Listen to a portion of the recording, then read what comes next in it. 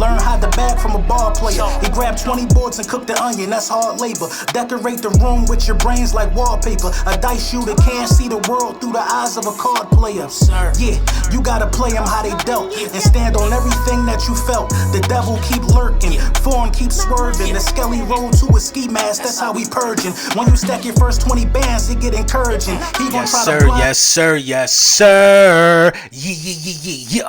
Lord Brunson back at you with the back at you, and I'm the best reporting on the Eagles. Listen, before we get into the meat and potatoes, I have to let you know that this video was brought to you by Manscaped. Big Manscaped in the building, man. Providing you everything you need, man. Use code Brunson, save 20% off, get the free shipping, and the free shipping I fall for that for y'all. So let's talk about it real quick. I mean, not really surprised by this, but the cornerback situation in Philadelphia has vastly improved on paper. I will say on paper because we haven't seen much of this materialize yet. You know what I'm saying? You know about the safety addition of Jaquiski Tart. You know about, the cornerback addition of James Bradbury. You know about the elevated play of Avonte Maddox. You know about just Slay being Slay. And, PFF has some things to say about it. They decided to rank the best cornerback, the best secondaries in the National Football League. Now, they have the Philadelphia Eagles at 13th. I'm not really mad about that, but they have a 6th in the conference, 13th overall in the National Football League. Some teams that were ahead of us were the Tampa Bay Buccaneers. I believe they actually were first in the league. The Green Bay Packers were ahead of us. We were the best in our division. Let's be clear about that. But there were some teams that, the Saints were ahead of us that, PFF felt was a little better than us. Now, I don't think PFF is taking into consideration the entire meat and potatoes, the entire entree of what we're doing out here. You know what I mean? So this is what they had to say. If you're going to be strong anywhere in the secondary, having two potential shutdown corners on the outside trumps all. Over the past 2 seasons, James Bradbury ranked first in the NFL in forced incompletions, while Darius Slay ranked 6th in the coverage grade. Now, James Bradbury ranking first out of the last 2 years in the NFL in forced incompletions is a really big deal. See, New York Giants fans, I don't think it's much so of them saying that James Bradbury couldn't play, because James Bradbury performed. Now, the last 2 seasons he's been in New York, and he's been first in forcing incompletions. That is a lockdown corner. Bottom line, it's a lockdown corner. And dudes don't even try Slay that much to even throw his way. That is a lockdown corner as well. So for PFF to acknowledge that the Philadelphia Eagles have 2 lockdown corners on the outside, give me another team that has 2 lockdown corners on the outside. Give me another team. They had teams like Denver ahead of Philadelphia. You know what I mean? Now maybe they took into consideration the safety play as well, but they had the tandem of Patrick Surtain and Ronald Darby better than Darius Slay and James Bradbury, just in terms of cornerbacks, I'm thinking. But that doesn't make any sense, because Ronald Darby isn't better than either one of those cornerbacks. And then you add to the mix a guy like Avonte Maddox, who was probably a top 3, top 5 cornerback in a slot corner in the National Football League. Avonte Maddox was the only cornerback in the NFL to have 5 tackles for loss and multiple FFFs, during last season. Forced fumble sacks. Listen, we're vastly improved in just cornerbacks alone. Vastly improved in cornerbacks alone. Now, understand, we got to see how Anthony Harris does, Jaquiski Tart, Kayvon Wallace, and those guys. So having us at 13 makes perfect sense for me, because the safety situation is so iffy. You know what I mean?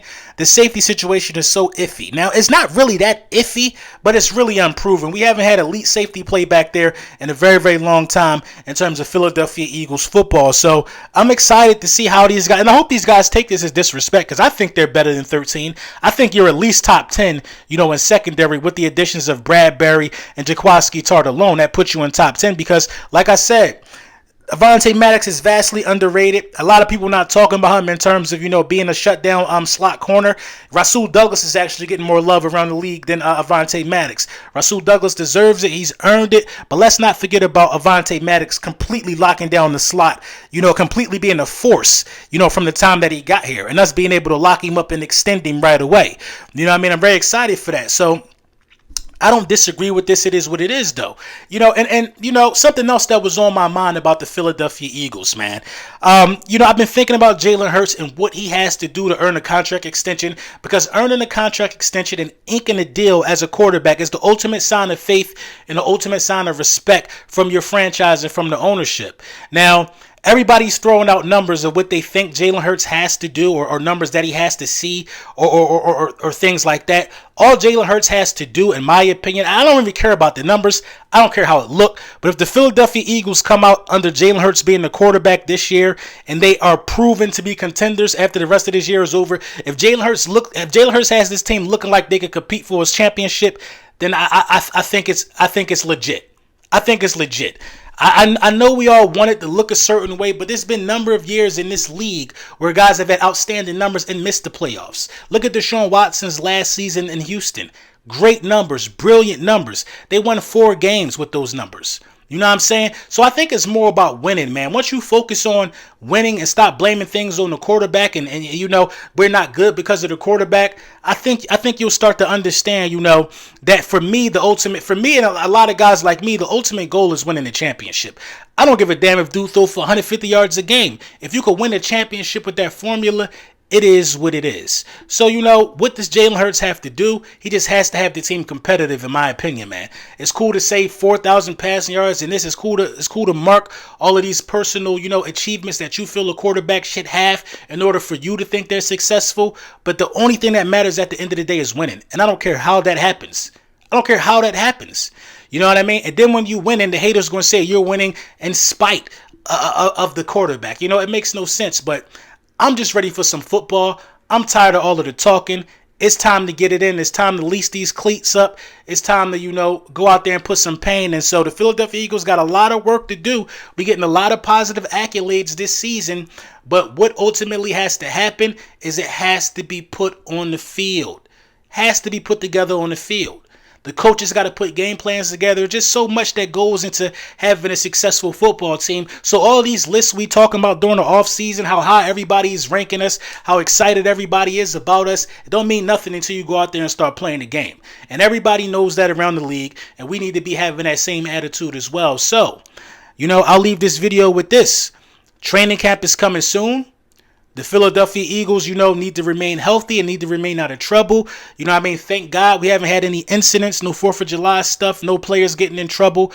That's a blessing, and that's a blessing in itself. But now it's time to start focusing on football. It's time to focus on, getting dirty, getting grimy, and getting physical, and getting back in shape and getting back into the swing of things, man. Thank y'all for tapping in. Thank y'all for streaming. We're getting some real interesting calls from some record labels about a couple potential recording deals and stuff like that to keep the music flowing. So shout out to y'all, man. That's all up to y'all, man. That's shout out to y'all. And y'all know where I go, I'll take y'all with me, man. It is what it is. So shout out to y'all, man, for streaming everything, man. Shout out to y'all for all y'all support. Make sure you like, make sure you subscribe. The season is coming fast. I want to see all y'all at opening day. You know the vibes.